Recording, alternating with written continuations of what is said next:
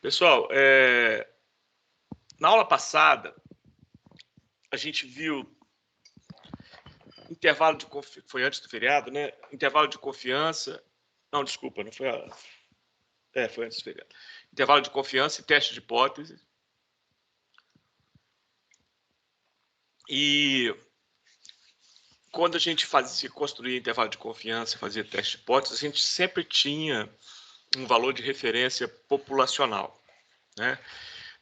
Por exemplo, no teste de hipótese, você queria verificar se os seus dados, onde que você tirou e dos quais você estava fazendo inferência a uma população, se estava, por exemplo, abaixo de um limite estabelecido pela legislação ambiental, por exemplo, se você estava emitindo abaixo do limite que a legislação permite.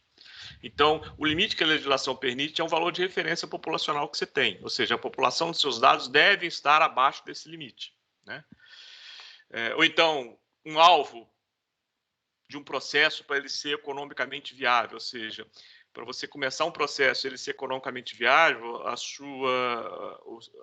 sua produtividade tem que ser maior do que um valor mínimo. Então, você tem um valor de referência populacional, que é esse alvo, para você ter um processo economicamente viável, que você vai pegar uma amostra e vai fazer inferência sobre a população. Depois que você montar a sua unidade, você vai alcançar esse objetivo. Então, sempre você tinha um valor de referência populacional e você queria fazer inferência à população dos seus dados, e para isso você pegava a amostra, você não tem como pegar a população, e a partir da amostra você fazia essa inferência. Tudo isso que nós vimos até a aula passada. Mas tem uma situação que pode ser não exatamente essa. Uma situação onde você quer comparar duas populações. Ou seja, você não tem um valor de referência da legislação, um alvo. Você tem duas populações, você quer comparar uma com a outra. E para você comparar duas populações, de novo, você não vai poder medir as duas populações. Você vai pegar a amostra de cada população e, a partir dessas amostras dessas duas populações, você vai fazer inferência sobre elas, a diferença entre elas. Se uma é maior do que a outra, se uma é menor do que a outra, se uma é diferente da outra, enfim. É exatamente aquele problema da primeira página da lista, lembra? Quando eu dei a motivação para a nossa disciplina, eu falei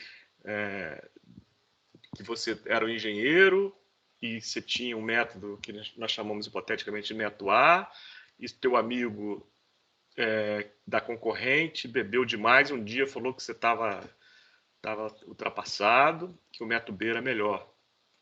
E você queria saber se realmente ele estava certo, se o método B é melhor do que o A.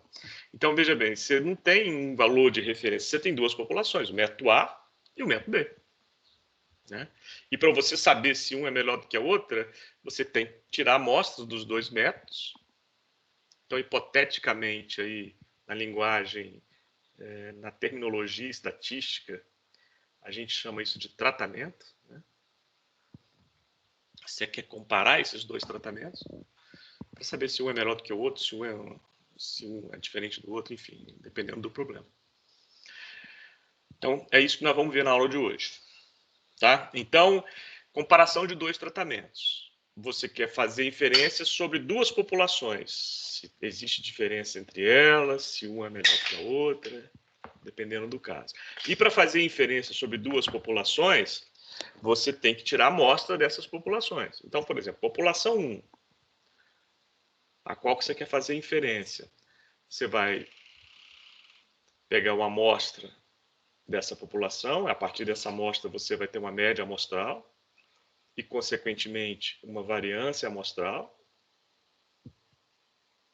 ou seja, são estatísticas, né, que você vai fazer inferência sobre parâmetros populacionais. Da mesma forma, você vai fazer para a população 2. Você tem média amostral, dessa amostra que você tirou da população 2, você tem a variância amostral, dessa amostra que você tirou da população 2, são estatísticas que você vai fazer inferência a parâmetros dessa população. Ok.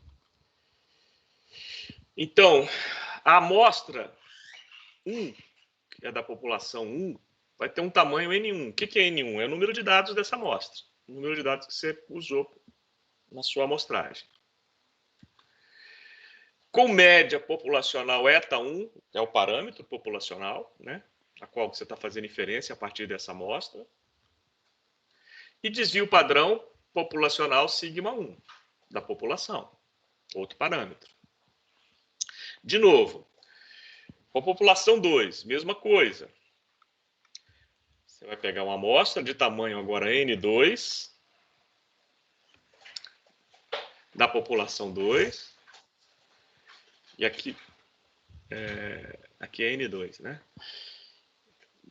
A partir dessa amostra, dessa estatística, você vai fazer inferência aos parâmetros populacionais, que é a média populacional eta 2 e desvio padrão sigma 2.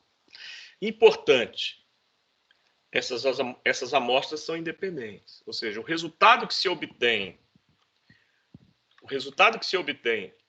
da amostra 2 não é influenciado pela amostra 1. São variáveis independentes. Isso aqui você consegue medir sem ser influenciado por isso aqui. E vice-versa. Então, as amostras são independentes, as variáveis são independentes. Ou seja, as medidas dos dois tratamentos não são relacionados entre si. E que você quer fazer inferência sobre a diferença populacional. Agora você não está fazendo inferência mais sobre uma população, mas sobre duas. A diferença entre elas. Eta 1 menos eta 2. Agora o parâmetro é a diferença entre médias populacionais. Média da população 1, que é o tratamento 1, média da população 2, que é o tratamento 2 na linguagem, na nomenclatura estatística.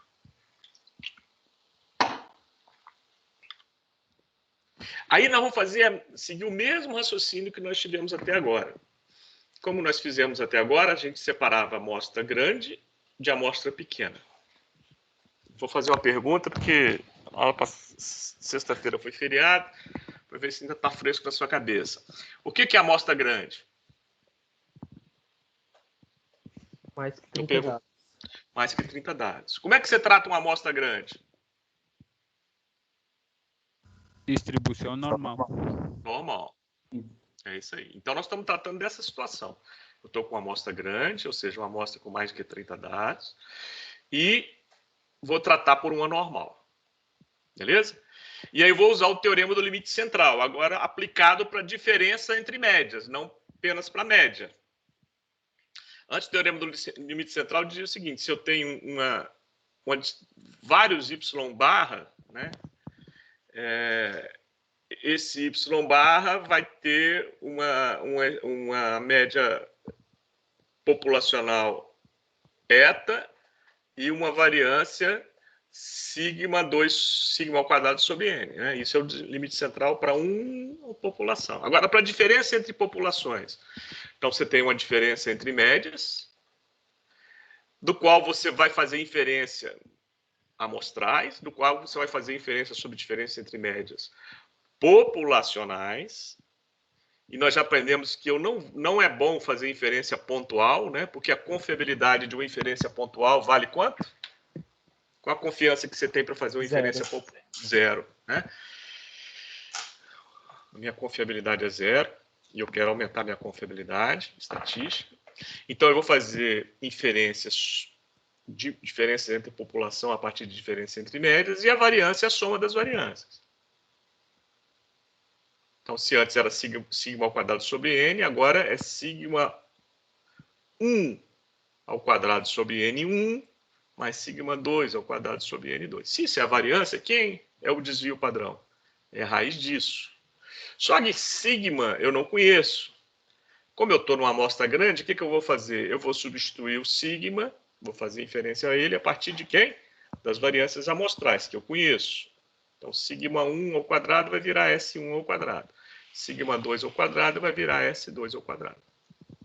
E aí, como eu vou tratar por uma normal, a normal que eu tenho tabelada é a normal padronizada, então eu vou padronizar a normal. Como é que eu padronizo a normal? Eu diminuo da média e divido pelo desvio padrão, que é a raiz disso aqui. Né? Então, padronizei a normal. Então, agora, a partir da normal padronizada, eu posso fazer todos os cálculos que eu preciso fazer. Seja intervalo de confiança, seja um teste de hipótese. Como é que eu construo intervalo de confiança? Do mesmo jeitinho que eu construí antes. Lembra que antes, quando eu tinha uma amostra só, fazendo inferência sobre população só, o intervalo de confiança era y barra mais ou menos z de alfa sobre 2 vezes o desvio padrão? Vai continuar sendo a mesma coisa, só que agora não é mais y barra só. É x barra menos y barra. Né? Mais ou menos, aqui menos, aqui mais, z de alfa sobre 2 vezes o desvio padrão. Quem é o desvio padrão? É isso aqui. Então, para construir um intervalo sem 1 menos alfa por cento, que é esse intervalo aqui, vai sobrar alfa sobre 2 de um lado e alfa sobre 2 do outro. E aqui eu vou ter um z de alfa sobre 2 e aqui eu vou ter um menos z de alfa sobre 2. Eu fui rapidinho aqui porque é exatamente o que nós vimos antes, só substituindo agora para a condição de diferença entre médias. Alguém não entendeu isso aqui? Entendeu como é que eu... Lembrou como é que eu cheguei nesse intervalo de confiança aqui? Exatamente o mesmo procedimento que a gente fez antes?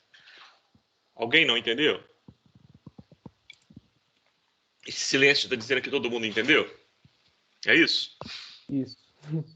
Ótimo. Então vamos avançar. Professor, Pois não. acho que com exercício acho que fica mais fácil de entender, né? Se sabe se você está sabendo ou não, né? Não, nós vamos dar exercício. Mas, assim, o que eu falei até agora é possível você entender. Se você não entendeu, eu repito. Ah, não. O que você falou, eu tô de boa. Tá de boa? Uhum. Tranquilo? Como é que eu cheguei nesse resultado aqui? Uhum. Você lembrou da analogia com o que a gente fez antes, né? É, pela normal, sim. Como é que a gente construiu um intervalo de confiança antes? Eu vou voltar aqui, ó, só para você lembrar. Se você não entendeu. Isso não depende de exercício para entender, tá? Eu quero que você lembre como é que a gente chegou na construção de um intervalo de confiança antes. Ó, lembra? O que é o intervalo de confiança? A normal padronizada, né? Eu quero construir 1 menos alfa sobre o alfa sobre 2 de um lado e alfa sobre 2 do outro. Então, aqui eu tenho um intervalo de menos z de alfa sobre 2 até z de alfa sobre 2. O que eu fiz? Eu isolei o eta e joguei o resto para o outro lado. Exatamente isso que eu fiz. Só que em vez de ser agora y barra, vai ser o quê? X barra menos X barra menos Y barra. Exatamente isso aqui. E substituir no sigma por essa. E agora, de novo, o desvio padrão não vai ser isso aqui mais. Vai ser o quê? Sigma 1 ao quadrado sobre N1 mais sigma 2 ao quadrado sobre N2, raiz de tudo isso. Né? Então, foi mais exatamente o mesmo raciocínio. Para eu chegar nesse resultado aqui. Isso você não precisa de exercício para entender. É isso que eu quero dizer para você. Quero que você entenda onde eu cheguei, como é que eu cheguei nesse resultado aqui. Ó. Ok? Quem perguntou? Foi o Josildo. Josildo, tá claro, Josildo? Uhum, não, tá entendido. Beleza, ótimo. Então vamos lá. Vamos continuar. E um teste de hipótese? Já vimos como a gente constrói intervalo de confiança de diferença entre médias e como é que a gente constrói um teste de hipótese? Exatamente a mesma analogia. Né? Lembra? A gente padronizava normal, só que antes era um y barra menos o valor de referência populacional, dividido pelo desvio padrão. Continua sendo a mesma coisa, só que agora não vai ser y barra mais, vai ser x barra menos y barra. Não vai ter um valor de referência populacional mais, uma diferença entre eles, dividido pelo desvio padrão. Essa é a normal padronizada. É daqui que eu vou calcular o meu z observado. Agora vamos pensar nos possíveis testes, sempre fazendo analogia a partir do H1, a hipótese alternativa, aquela que eu quero comprovar. Eu tenho 3 tipos de testes possíveis. Eu não tenho 2 valores populacionais, eta1 e eta2? Então, eu tenho um teste que seria eta1 maior do que eta2. Concorda? Eu tenho outro que seria eta1 menor que eta2. E eu tenho outro que seria eta1 diferente de eta2. Tá claro o que eu disse? Sim, claro. Se eu tenho eta1 maior do que eta2, é a mesma coisa que dizer que eta1 menos eta2 maior que zero. Confere?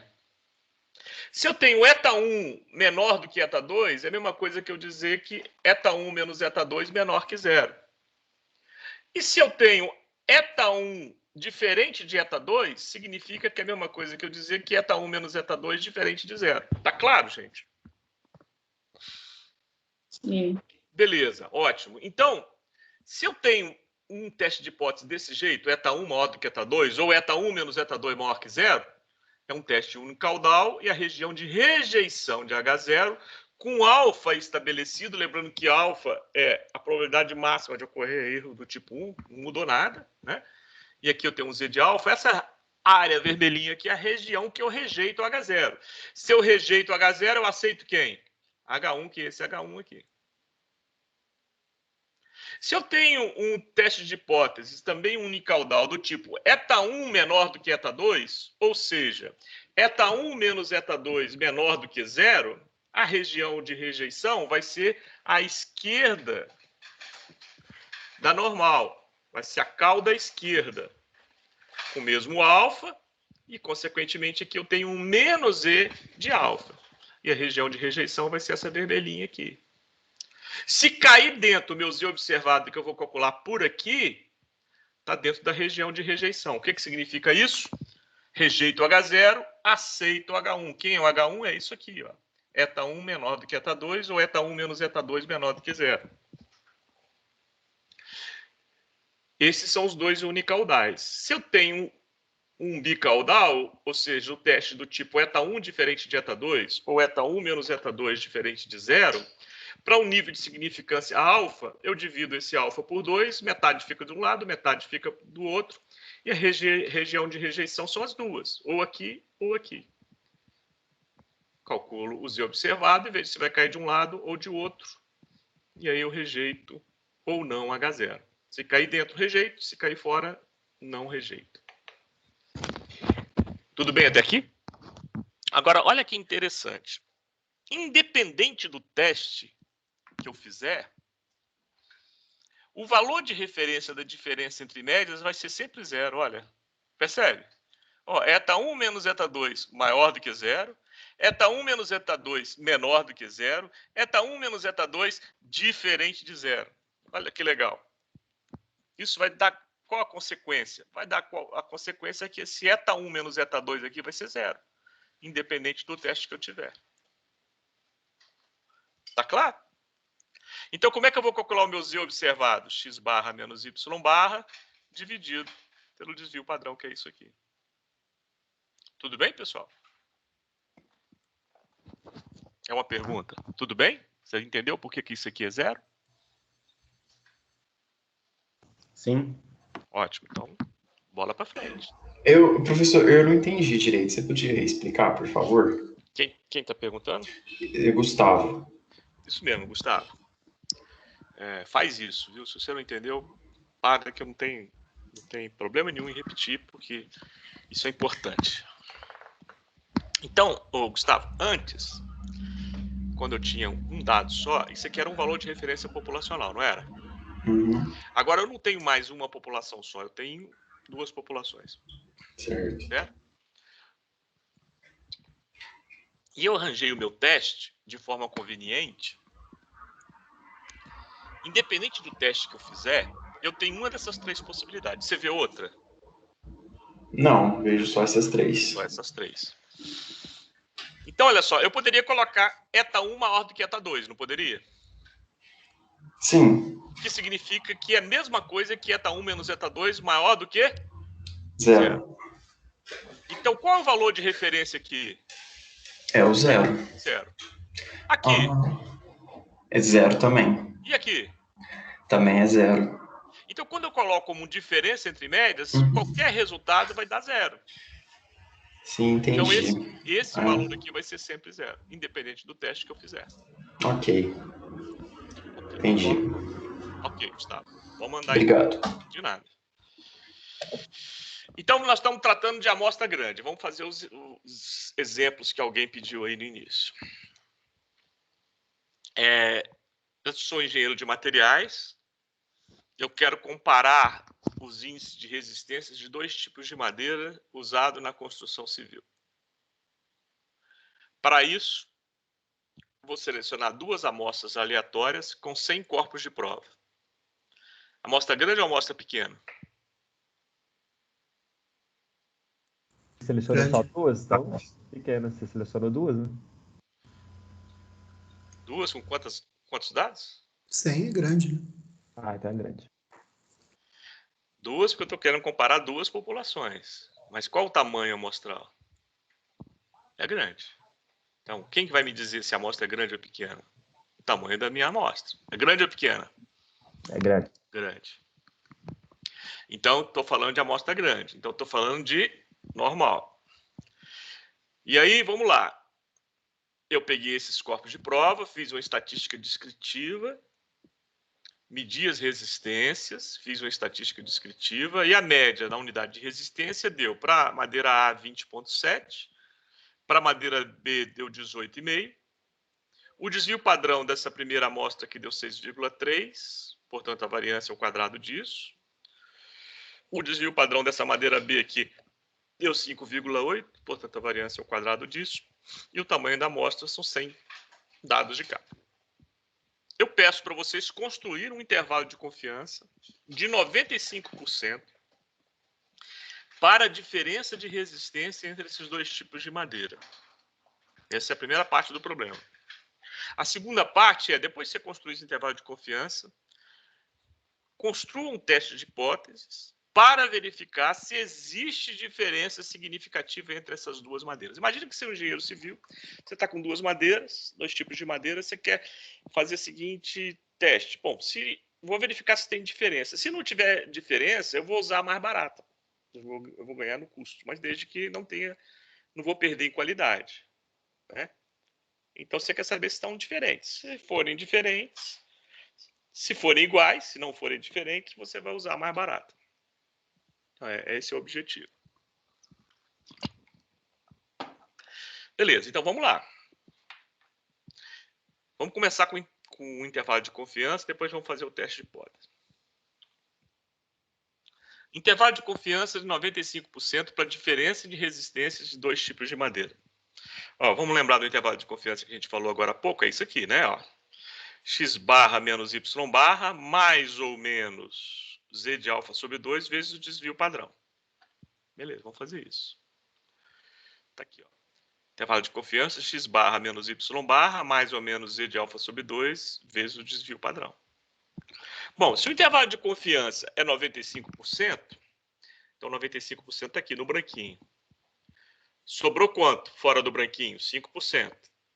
Como a normal é simétrica, 2,5 fica de um lado, 2,5 fica de outro. Qual é o valor aqui correspondente a 2,5? Vamos entrar na normal para lembrar. A normal padronizada, lembrando que a área, o alfa, fica aqui no miolo da normal, né? E aqui, na primeira coluna e na primeira linha, eu tenho os valores correspondentes de Z de alfa. Como o alfa meu sobre 2 é 2,5, aonde que está 2,5? Ó, eu vou procurar ele aqui, ó, tá vendo? 274, 268, 262, 256, opa, 2,5. Achei ele aqui. Qual o Z correspondente a 2,5? 1,9, 1,96. 1,96. Então, o Z de 2,5 é 1,96. O que significa isso? Se o Z for maior do que 1,96, essa área aqui é menor que 2,5. Z de 1,96, essa área aqui é exatamente 2,5. Como é simétrica, para o lado de cá tem menos 1,96, correspondente aqui também tem outro 2,5. E aqui no meio, na meiuca, fica os 95%. Ótimo. Então, o Z de alfa sobre 2 é 1,96. Então, já achei esse cara aqui. X barra, eu tenho dado da estatística descritiva, deu 20,7. Y barra, eu tenho, deu 18,5. S1 ao quadrado. Bom, eu tenho S1, é 6,3 ao quadrado. N1 é 100. S2 ao quadrado. O S2 é 5,8. Então, é 5,8 ao quadrado. N2 também é 100. Então, tá aqui. Ó. Vou fazer essa continha aqui. Fazendo essa continha aqui, 20,7 menos 18,5, mais ou menos 1,96 vezes isso aqui. Essa continha aqui deu 1,68. Então, resolvendo isso aqui, eu vou chegar nesse intervalo, ó. 0,52, que é o menos 1,68, e 3,88, que é o mais 1,68. Então, esse é o intervalo. Vamos interpretar esse resultado aqui. Eu tenho uma confiança de 95%, que a diferença entre as resistências dessas madeiras, veja bem, eu estou fazendo uma inferência populacional, né? A diferença entre resistências dessas madeiras está compreendida no intervalo entre 0,52 e 3,88. Madeira A menos resistência da madeira A menos resistência da madeira B. Você vê que eu estou fazendo inferência sobre a população de dados, porque eu sou engenheiro civil, por exemplo, eu não vou arriscar de usar o mais barato e depois perder qualidade na minha obra. E não vou confiar apenas na amostra. Eu quero, a partir da amostra, fazer inferências de todas as construções que eu vou fazer da agora para frente com essas madeiras. Ficou claro o que esse intervalo de confiança quis dizer? Alguém tem dúvida? Não entendi, não. Não? Quem que não entendeu? É Reginaldo. Reginaldo,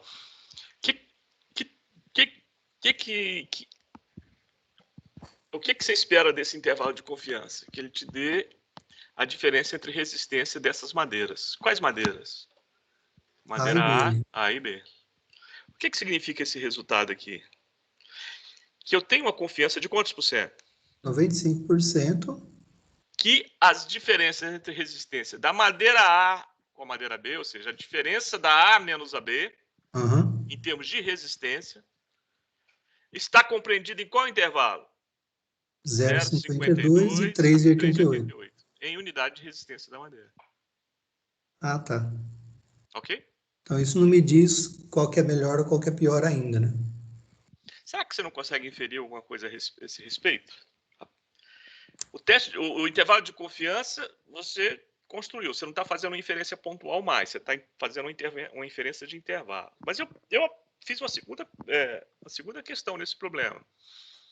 Fazer um teste de hipóteses para verificar se existe diferença. Na verdade, eu estou querendo verificar não se um é maior do que o outro, melhor do que o outro. Eu estou querendo verificar se existe diferença. Porque se não existir diferença,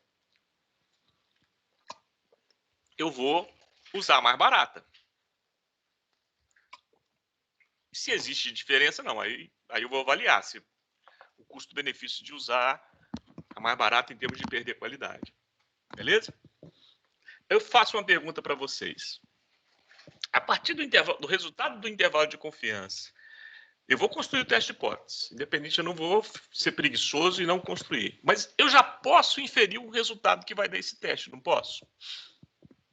Eu pergunto para vocês, você acha, nós vamos fazer o teste, você acha que o resultado desse teste vai dar que existe diferença ou que não existe diferença entre essas madeiras A e B? Acho que existe que a A vai ser maior do que a B. Acha que existe porque A resistência da A vai ser maior. O intervalo de confiança está indicando que a madeira A tem uma resistência maior do que a B, falou Ulisses. Por que ele disse isso? Por causa da variância, né, do intervalo que deu de 0,53. Por causa do intervalo. Tá bom. O que te levou a concluir olhando o resultado desse intervalo, Ulisses? É porque esse intervalo é da diferença da A menos a B. Sim, a diferença da A e a B. Mas o que esse resultado, 0,52 e 3,88, te levou a essa conclusão? Que vai existir diferença entre essas madeiras. Por quê? Porque ele tem 95% de... Tá bom, ele tem 95%. Ele tem 95% e deu de 0,52 a 3,88. Ele continua te perguntando. Por que você concluiu que vai ter diferença? É porque os dois são positivos? Porque os dois são positivos. Exatamente. Ah, sim. Você vê que o zero não está dentro. O zero seria quando eles seriam iguais, não é? Não é isso? Ou seja, se a diferença desse zero é porque eles seriam iguais. Mas você vê que a diferença deu sempre maior do que zero em todo o intervalo. O zero não está aqui dentro. Para ter alguma chance de dar igual, eu teria que ter um valor negativo aqui e um valor positivo aqui. Concorda comigo? O zero estaria dentro. Aí poderia ter uma chance de dar igual. Sim. Se o intervalo deu todo positivo, porque com certeza vai ter diferença entre essas madeiras. Concorda comigo, gente? Professor, Oi. se no caso, por exemplo, desse menos 0,3 e o outro continuasse 5, mesmo assim eu poderia dizer que o A tem uma resistência maior, porque o outro valor é muito maior. Você está dizendo porque está deslocado mais para um lado, mas você não poderia ter certeza que deu diferente. Você teria que construir o teste de hipótese. É igual... Vamos trocar resistência de madeira por poluição, ô Maíra. É Maíra, né? É Danúbia. Danúbia. A voz de vocês parece. Danúbia, eu não estou vendo o rostinho de vocês, então eu vou pela minha intuição da voz. Então, olha só, vamos supor que você fosse lá, esse resultado fosse de poluição, só para você ficar mais claro, para você entender. O que um resultado desse significaria? Se desse, por exemplo, um intervalo de menos 2 até 5, tá? Significa que, ora, você tem um resultado que está abaixo, seria o menos 2, ora você tem um resultado que dá acima, seria o mais 5. Então, você não poderia garantir que sempre você está acima, porque ora você pode estar abaixo. E vice-versa, você nunca poderia garantir que se você está abaixo, porque ora você está acima. Então, para tirar dúvida, você tem que fazer o teste de hipótese. Tá certo? Mas nesse caso aqui, eu tenho certeza que o resultado que o teste vai dar. Por quê? Porque o zero não ficou no meio. Ficou claro, Danúbia? Eu não vou ter preguiça de fazer o teste. Eu vou fazer. Independente da minha intuição, eu vou fazer o teste. Que é conta. Eu tenho o mais complicado é isso aqui, ó. Você lá e me diz. Você já tem. Então, se você já tem o resultado da medida experimental, não fique com preguiça de fazer conta. Você vai fazer a conta. Mas, assim, pela intuição do que significa um intervalo de confiança, um teste de hipótese, eu já sei o resultado que vai dar. Então, vamos fazer isso. Se o teste de hipótese é verificar se existe diferença entre médias, é um teste de hipótese bicaudal. Professor. Oi. Eu acho que é só uma dúvida aqui. Nesse caso aqui, o Josildo. Nesse caso aqui, a gente está fazendo o teste bicaudal, né? Sim. Ele vai se enquadrar no item 3 lá do slide 38. Eu tô com ele aí, você tá vendo? Não, porque eu tô olhando aqui nas páginas anteriores. Não, mas assim, eu projetei o slide 38. Esse aqui. Esse aí mesmo. Ele se enquadra no item 3. Como H1 Eta 1 menos eta 2 diferente de zero, ou seja, eta A menos eta B diferente de zero. Exatamente. Isso. Não, beleza. Ok? Esse é o H1, né? Se esse é o H1, Josildo, esse é o H1. Ó, eu construí o que eu quero verificar, né? Eu perguntei para vocês a pergunta, o teste vem da pergunta que eu quero comprovar. A pergunta que eu fiz é: existe diferença entre essas madeiras? Então, esse é o teste que eu vou construir. Esse é o H1 que eu quero verificar. Existe diferença entre essas madeiras? Então, H1 diz: eta A é diferente de eta B. O H0 é a negação disso. Eta A é igual a eta B. Agora, eu não vou colocar desse jeito. Eu vou colocar a diferença entre médias para ficar o valor de referência zero aqui. Então, isso aqui é a mesma coisa que dizer que eta A menos eta B é diferente de zero. Isso aqui é a mesma coisa que dizer que eta A menos eta B é igual a zero.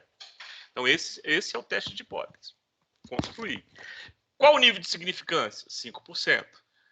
Como é bicaudal, divido por 2, metade vai ficar de um lado na normal, outra metade do outro.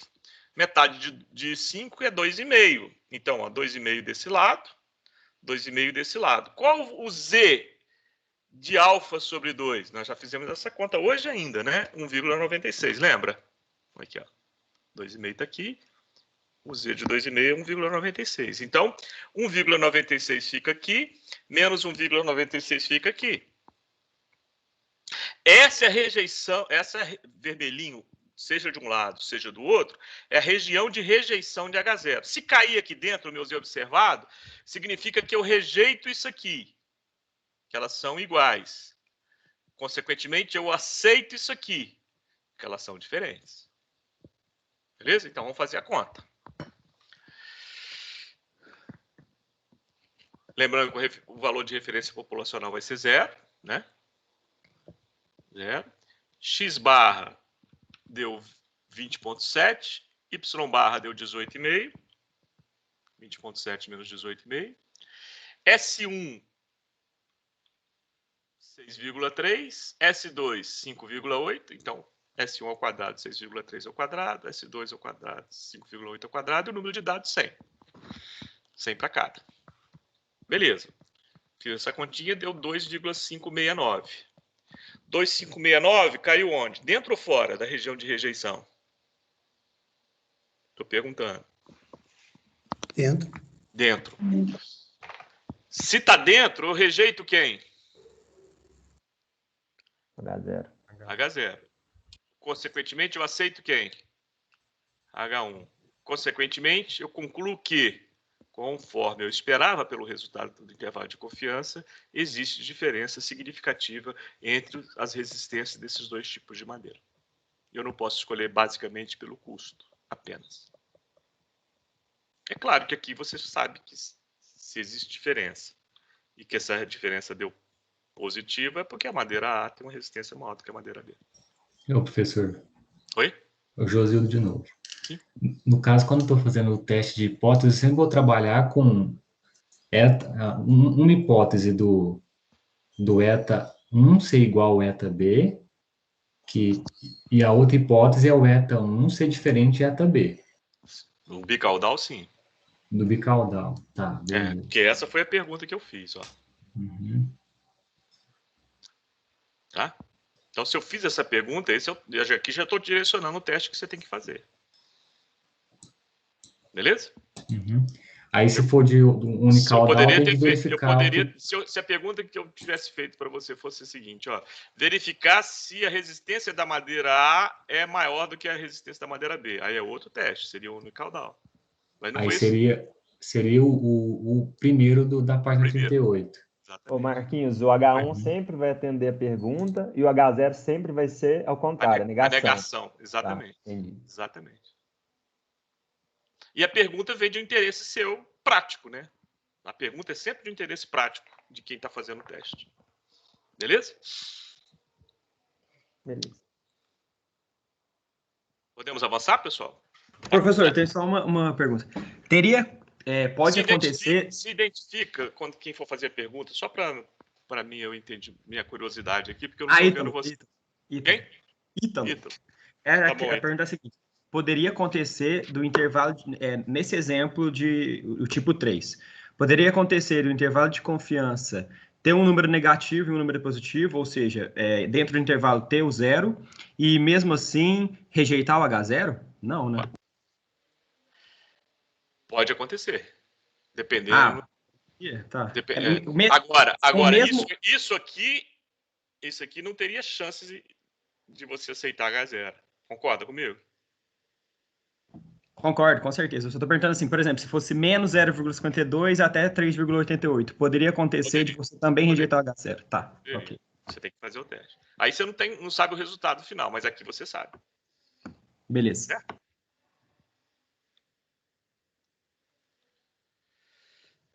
Bom, fizemos para amostra grande. Agora vamos fazer para amostra pequena. Aí tem quase tudo muito parecido, mas tem algumas nuances que eu queria que vocês ficassem atentos. Então, vamos basear no que a gente já aprendeu. O que a gente já aprendeu? O que é amostra pequena? Já vou fazer pergunta e você vai me respondendo. O que é amostra pequena? Menos de 30. Menos de 30. Ok. Como é que eu trato a amostra pequena? T-student. T-student. Bom, isso que a gente já sabe. Agora vamos ver agora o que é novo aqui. Ó. Eu tenho de novo, a situação é a mesma da anterior, só o tamanho amostral que é diferente. Eu tenho que comparar duas populações. Como eu não tenho jeito de medir duas populações, eu vou obter duas amostras de cada população, uma amostra de cada população, portanto, duas amostras. Ambas populações são normais. Tem algum erro nessa afirmação aqui? Tem não, é porque eliminou os erros sistemáticos. Exatamente. Então, eu só estou com erro estatístico. Eu já fiz meus testes preliminares, já está tudo sob controle. Eu vou pegar uma amostra pequena, mas eu sei que eu só estou com erro estatístico nessa amostra pequena. Beleza. Vamos pular isso aqui por enquanto. Vamos passar por 3. Daqui a pouco eu vou voltar essa 2 aqui. Eu tenho uma amostra 1 que veio de uma distribuição normal. Por que veio de uma distribuição normal? Porque eu já eliminei os erros sistemáticos. Com média eta 1 e variância sigma 1 ao quadrado, sigma ao quadrado. Eu tenho uma amostra 2, de novo, que veio de uma outra população.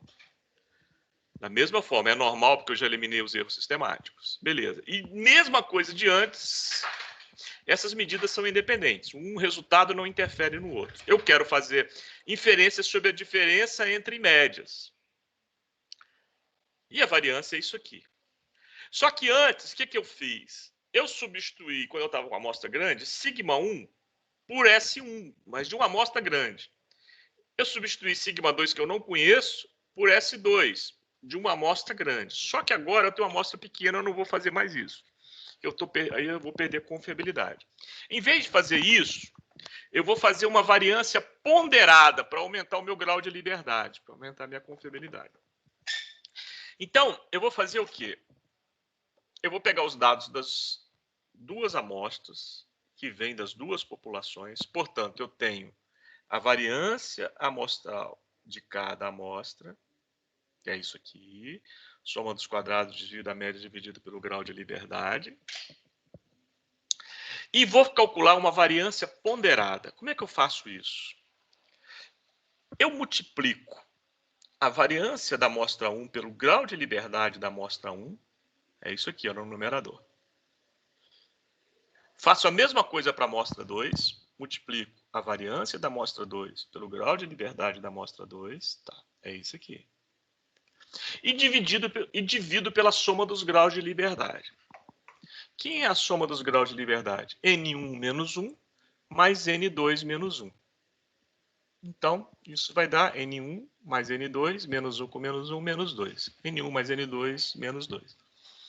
Então, com isso, eu estou calculando uma variância ponderada entre as duas amostras, consequentemente fazendo inferência disso para a população. Agora com maior número de grau de liberdade do que isoladamente, porque minha amostra é pequena. Percebe que isso aqui é exatamente isso aqui? Vou mostrar para vocês. Olha, número de grau de liberdade vezes a variância, olha para cá, número de grau de liberdade vezes a variância não é a somatória dos quadrados desvio da média? Da amostra 1? Número de grau de liberdade vezes a variância não é somatório dos quadrados desvio dos desvios da média da amostra 2? Então, você pode fazer a conta da variância ponderada por aqui ou por aqui, conforme ficar mais conveniente para você. Tudo bem? Até aqui, gente? Como calcular isso aqui? Ficou claro? Sim. Beleza.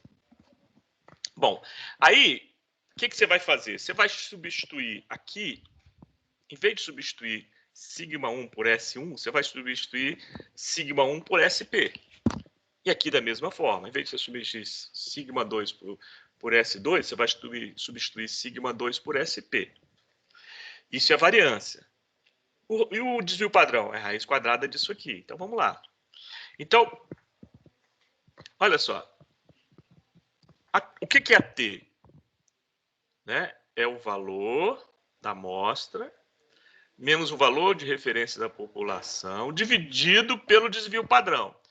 Quando você substituiu lá sigma 1 ao quadrado por SP ao quadrado e sigma 2 ao quadrado por SP ao quadrado, É a mesma coisa, aqui vai ficar SP ao quadrado, aqui vai ficar SP ao quadrado, raiz de SP ao quadrado é SP, botei em evidência, o SP saiu.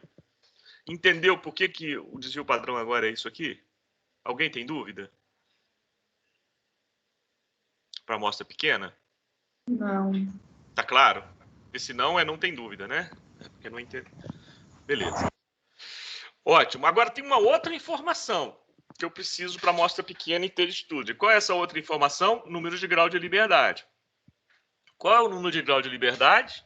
N1 mais N2 menos 2. Então, quando eu calcular T observada, eu tenho que considerar o grau de liberdade. Beleza. Como é que vai ficar o intervalo de confiança? Igualzinho antes. Só que agora a diferença entre médias. Antes era y barra mais ou menos t de alfa sobre 2 vezes o desvio padrão. Agora é x barra menos y barra mais ou menos t de alfa sobre 2 com esse número de grau de liberdade, atenção, vezes o desvio padrão. Quem é o desvio padrão? É isso aqui.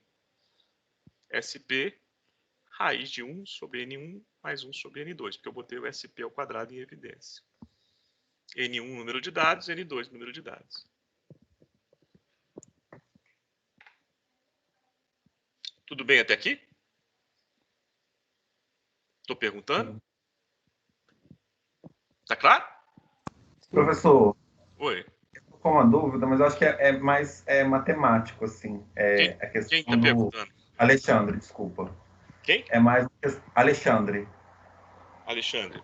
Tudo É bem, mais uma Alexandre? questão matemática, eu acho.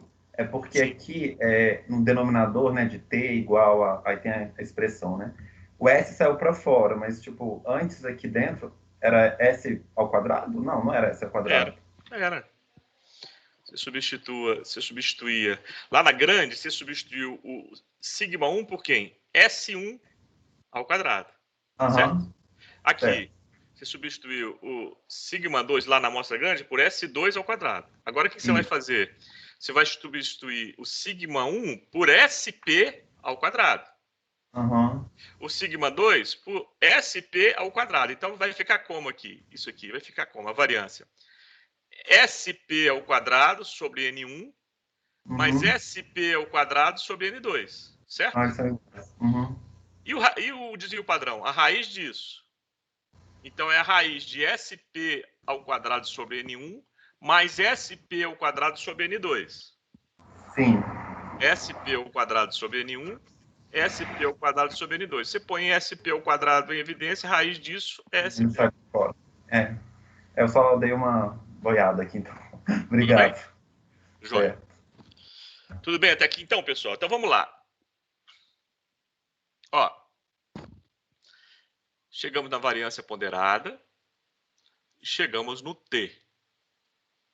Isso eu vou usar esse T tanto para o intervalo de confiança quanto para o teste de hipótese. Como é que seria o teste de hipótese? Igualzinho antes. Quais os tipos de testes que eu tenho? Eta 1 maior do que eta 2, portanto, eta 1 menos eta 2 maior do que 0. Essa seria um H1 possível. Qual outro H1 possível? Eta 1 menor que eta 2, portanto, eta 1 menos eta 2 menor do que 0. Qual outro teste possível? Eta 1 diferente de eta 2, portanto, eta 1 menos eta 2 diferente de 0. Só que agora eu vou tratar com a T. Né? E a T, com qual grau de liberdade? O total, N1 mais N2 menos 2. Se eu tenho um teste desse tipo aqui, eta 1 maior do que eta 2, ou eta 1 menos eta 2 maior do que 0, a região de rejeição está à direita da normal. Se eu tenho desse tipo aqui, eta 1 menor que eta 2, ou eta 1 menos eta 2 menor do que 0, a região de rejeição está à esquerda da normal. Se é desse tipo aqui, é bicaudal, divido alfa sobre 2, e a região de rejeição está nas duas. Professor, seu áudio saiu. Microfone. Voltou? Porque às vezes esbarra aqui. Voltou? Voltou. Ok. Tudo bem até aqui, pessoal? Tudo bem? E você percebe que, de novo, o valor de referência populacional, isso aqui vai ser zero? Também aqui? Independente do teste? E o T vai ser calculado apenas pelos dados amostrais? Olha que legal. Isso ajudou bastante a gente. Tudo bem até aqui? Vamos fazer um exercício?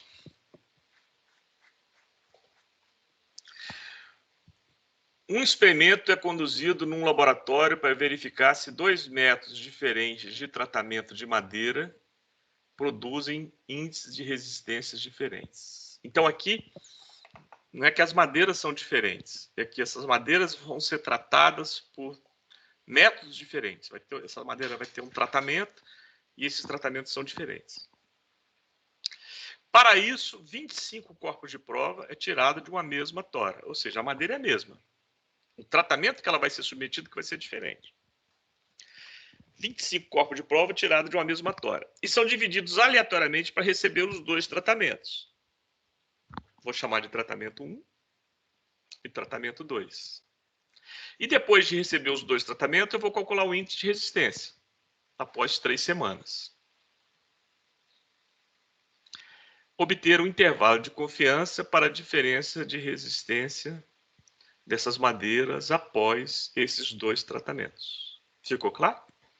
Então, está aqui a estatística descritiva do tratamento 1, resultado individual do tratamento 2. Eu pergunto, amostra grande ou amostra pequena? Pequena. Pequena. Então,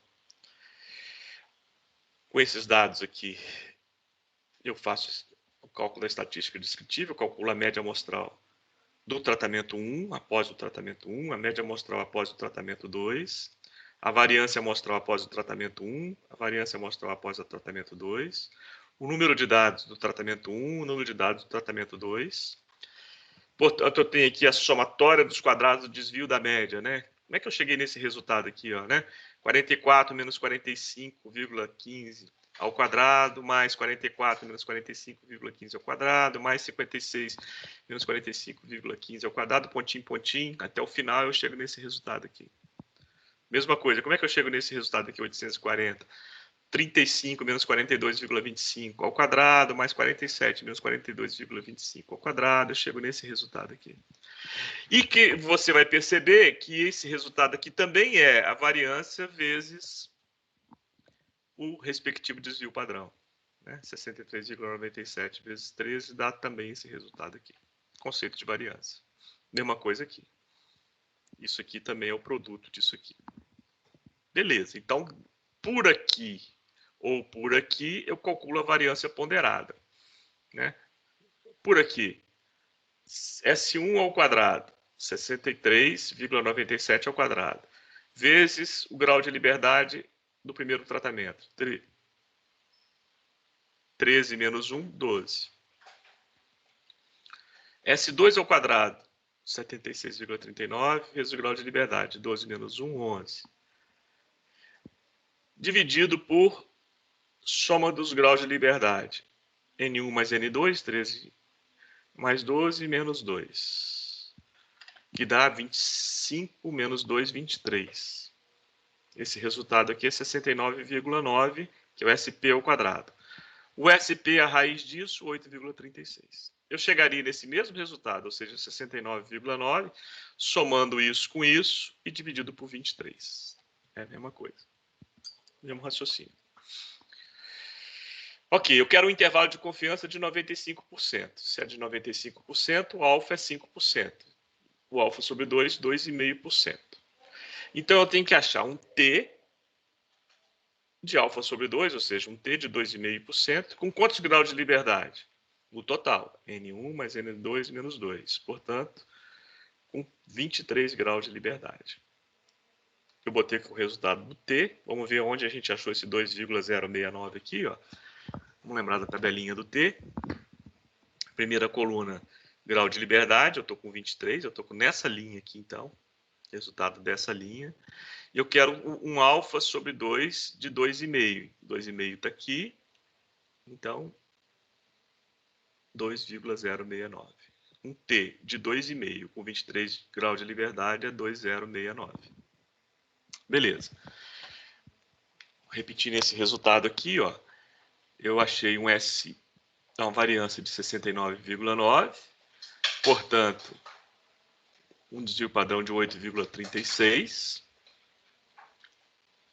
Eu quero esse intervalo de confiança aqui, o T deu 2,069.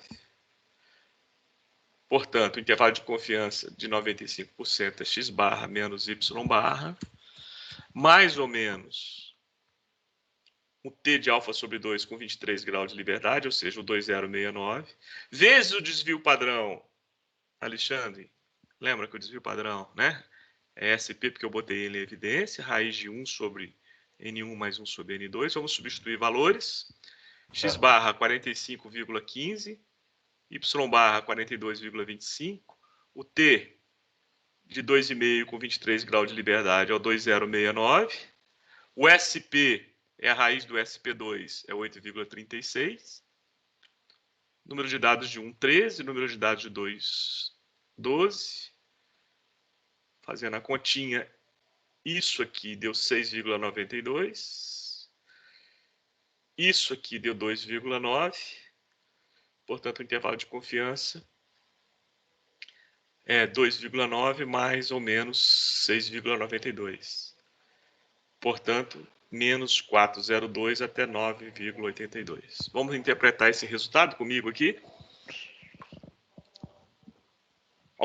Vamos pegar alguém aqui para me dizer. Interpreta esse resultado aqui para mim. Quem quer arriscar? Se ninguém for arriscar, eu vou escolher aqui aleatoriamente o nome para interpretar. Interpreta esse resultado que eu acabei de obter aqui. Alguém, por favor. Eu tenho um intervalo de confiança de 95% de que eta, que a diferença de eta vai estar entre menos 4... Só voltar só um pouquinho. Uhum. Vamos adequar ao problema. Que a diferença de eta significa o quê? A diferença entre os tratamentos... Os dois tratamentos, 1 e 2. Os dois tratamentos que a madeira foi submetida, 1 e 2. Aí continua. Está entre menos 4,02 e 9,82. Que a resistência da madeira após submetida a esses tratamentos está entre menos 4,02 e 9,82. Exatamente isso. Agora eu pergunto para vocês. Se eu não pedir, mas se eu pedisse para construir um teste de hipótese para verificar se esses tratamentos estão dando resultados diferentes ou não, você já poderia, conforme antes, garantir o resultado do teste agora? Não. O professor. Oi. Nesse caso aí, tem algo furado aí, porque eu não posso ter resistência negativa. No intervalo. Resistência negativa você não pode ter, mas não está furado. Quem perguntou? Quem perguntou? Quem fez a pergunta? Quem fez a pergunta, gente? Ninguém perguntou? Vocês estão me ouvindo? Tá ouvindo, tá ouvindo? Sim, estamos te ouvindo. Quem perguntou? Quem fez essa pergunta que estava furada? Acho que ele tá Ninguém? falando que Josildo, eu acho que ele deve estar sem microfone. Ele começou a falar, mas não tá saindo. Tá no mudo, Josildo. Ele disse que o áudio dele cortou. Josildo, então vamos lá. Oi, tá me ouvindo? Agora sim. Sabe por que não tá furado, Josildo? Você não tá falando de resistência após um tratamento. Você está falando de diferença entre resistências. O que significa uma diferença entre resistência negativa, Josildo? Eu não sei responder, não. Então eu vou te responder. Quando você está comparando a diferença de resistência após o tratamento 1 e após o tratamento 2, a diferença entre esses resultados, se deu negativo é por quê? Porque a resistência após o tratamento 2 está maior do que a resistência após o tratamento 1. Não é que a resistência deu negativa, a diferença entre os valores de resistência. Ficou claro ou não? Ficou. Ficou mesmo? É porque, assim, tem Você não está alguns... calculando a resistência da madeira. Você está calculando a resistência da madeira após o o tratamento tratamento. e após o tratamento 2. A diferença entre esses resultados. Individualmente, os dois deram positivo, claro. Mas se um deu maior do que o outro, vai dar negativo. Você diminui a resistência de um quando o outro. Então não tem nada. Entendi. Certo? Entendi. Então tá. Mas eu vou fazer a pergunta que eu fiz de novo. Antes, no problema anterior, eu já fiz uma inferência do resultado do teste de hipótese. Eu não pedi, mas vou fazer um teste de hipótese aqui, mesmo sem pedir. E o mesmo teste, verificar se esses tratamentos dão resultados diferentes na resistência da madeira. Agora você já pode concluir direto o resultado que eu vou obter? Não. Por que não? Porque agora o zero está no intervalo. Tá claro, pessoal? Tá claro? É claro. Então vamos fazer o teste. O mesmo teste, bicaudal. Então, se o teste é verificar se existe diferença nas resistências após o tratamento, então aqui é 1, né? Tratamento 1. Então, após o tratamento 1, diferente da resistência após o tratamento 2. Então, é só trocar A por 1 e B por 2. Beleza? Ou eta 1 menos eta 2, diferente de 0, eta 1 menos eta 2 igual a 0. Então, eu vou verificar se H1 é válido ou se eu posso rejeitar H0. É a mesma coisa. Se o nosso teste é de 5%, o nível de significância, que significa probabilidade máxima de erro do tipo 1, é 5%. Então, o alfa sobre 2 é 2,5%. E o T de alfa sobre 2 eu já calculei aqui antes, né? 2,5% com 23 graus de liberdade, 2,069. Então, aqui é o 2,069, aqui é o menos 2,069. Qual o valor de T? Esse valor de referência vai ser 0, né? A diferença populacional vai ser 0. E aqui as diferenças amostrais, 45,15 menos 42,25. O SP deu 8,36. O N1, 13 e o N2, 12. Então, eu achei o T 0,867. O 2,069 está aqui. O menos 2,069 está aqui. O 0,867 está aqui. Deu dentro ou fora da região de rejeição de H0? Fora. Fora. Portanto, eu não posso rejeitar H0. Portanto, eu não tenho confiabilidade estatística para dizer que H1 é verdade. Então, eu não tenho confiabilidade estatística para dizer que essas amostras têm índices de resistência diferentes. As amostras que veio de tratamento diferente têm índices de resistência diferentes. Eu não posso afirmar isso. Tá claro, pessoal? Tudo bem? E o professor, Josil de novo. E Sim. eu não posso afirmar também que são iguais. Não. Você não pode afirmar que são diferentes, que é a pergunta que você estava querendo confirmar. Você pode dizer que essas madeiras têm resultados diferentes? Não, não pode dizer isso. Mas isso não quer dizer que tem resultados iguais. Isso quer dizer que estatisticamente elas são equivalentes, sim. Estatisticamente ela tem resultados equivalentes. É porque eu lembro da aula antes do feriado que você fala, a gente tem que falar que não, é o que está onde caiu, né? No caso, ela caiu fora da região de rejeição. Então você não pode dizer que elas são diferentes. Certo? Certo? Certo. Beleza. Então vamos voltar para a primeira página da apostila. Agora sim a gente vai conseguir responder aquela pergunta. Ô Marquinhos, você já mudou em relação ao último exercício? É uma questão de interpretação mesmo do problema lá no início, do enunciado do último exercício. Então, 25, né? Você tirou 25 amostras aleatórias, né? De uma madeira, né? Isso. Aleatória de madeira. Isso. Mas ao final são duas amostras, né? Uma com 2 e uma com 3. Por quê? Porque são dois tratamentos, né? Isso, exatamente, 2 tratamentos. Se a gente considera assim, aquela primeira amostra aleatória, se ela fosse 30, sei lá, né, e a gente tivesse 2 amostras de 15, então, vamos acima de 30, 35. né? A gente teria uma amostra com 17 e a outra com 18, né? Seria Ok. isso. Total 35. Né? Isso, total 35. Mas continuaria sendo T, né? Porque as amostras são menores. Boa pergunta. Quem está perguntando? É Marcos. Marcos. Ô, Marcos, boa pergunta que você fez. O que faz a gente chegar naquele 30? Você lembra? Ele não foi um chute, né? Ele teve uma razão, não teve? Sim. Qual foi a razão? Quando a distribuição te aproxima da normal, né? E quem define isso? O grau de liberdade. Isso. Não é? Isso. Ou seja, por que 30? Porque quando você, a partir de 30, com grau de liberdade nesse nível, o T fica praticamente igual a normal, né?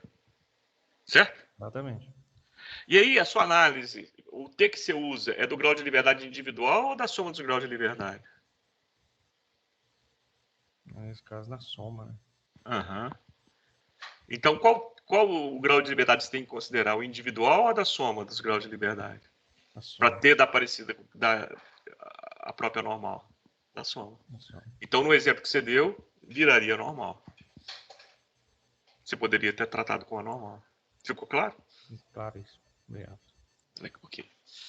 Então, vamos voltar para a primeira página da apostila, onde eu dei esse exemplo aqui, que foi o exemplo de motivação, né? Eu disse para vocês que vocês, se fosse o engenheiro da média, qual decisão que vocês tomariam? Lembra desse problema?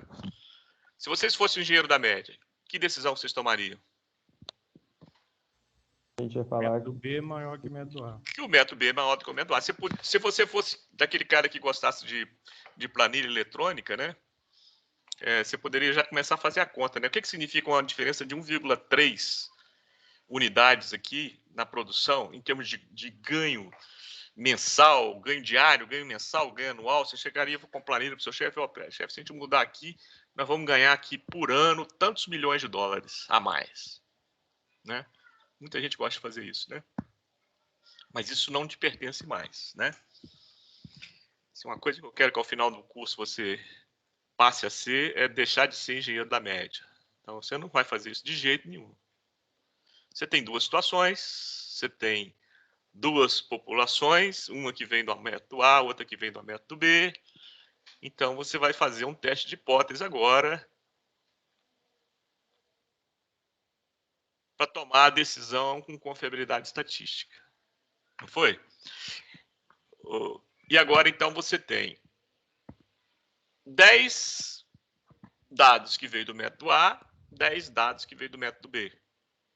Portanto, amostra grande ou amostra pequena? Pequena. Student. Joia. Qual vai ser o seu teste de hipótese? O que você quer provar? Que o método B, o que o teu amigo lá falou depois que bebeu umas boêmias junto com você, né? Que o método B é melhor do que o método A. Isso você quer comprovar. Porque se isso for verdade, aí você vai ter confiança para chegar para o seu chefe e falar: chefe, tem uma notícia para te dar, vamos ganhar mais dinheiro, né? Mas só vai fazer isso se você provar o H1. Ulisses, advogado do diabo, né? Negação disso. O que é?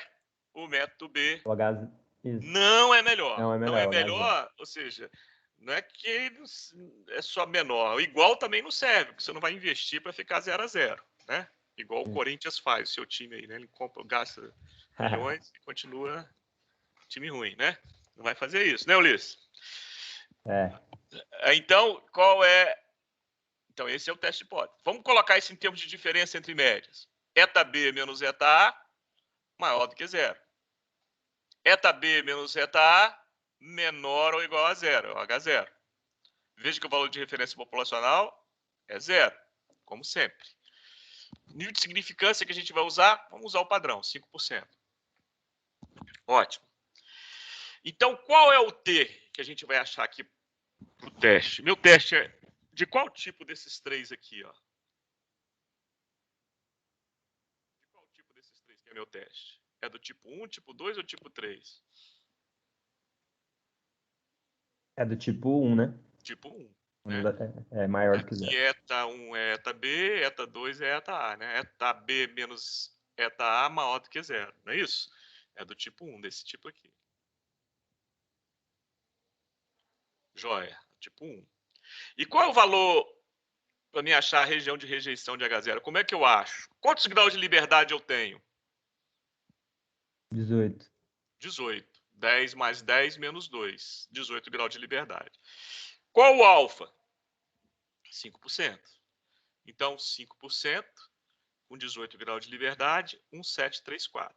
Aqui achei a região de rejeição de H0. Região R, rejeição de H0. Se cair aqui dentro, eu vou procurar meu chefe e vou dar notícia.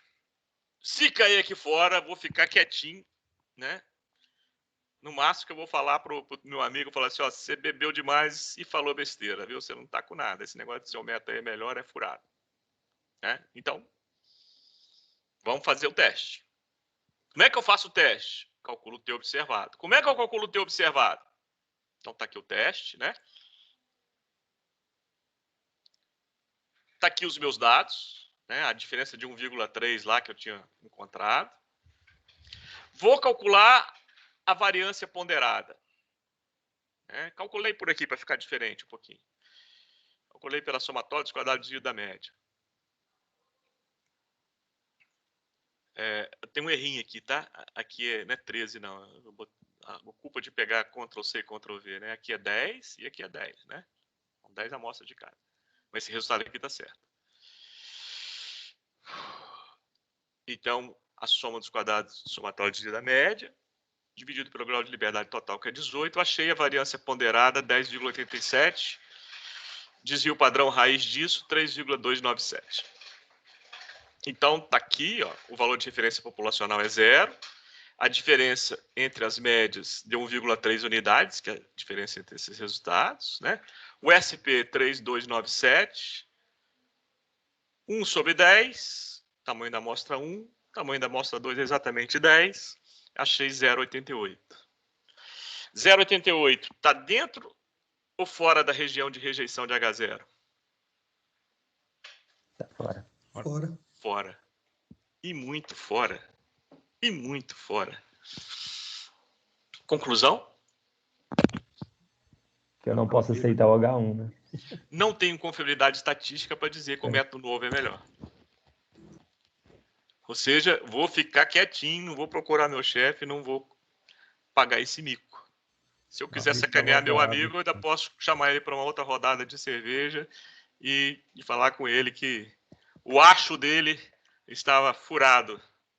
Né? Eu não tenho confiabilidade estatística para dizer que o método novo é melhor. Beleza, pessoal?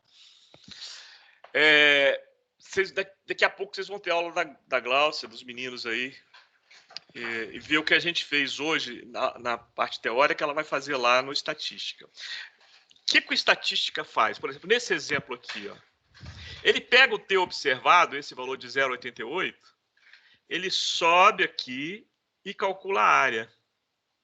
E te dá o resultado da área.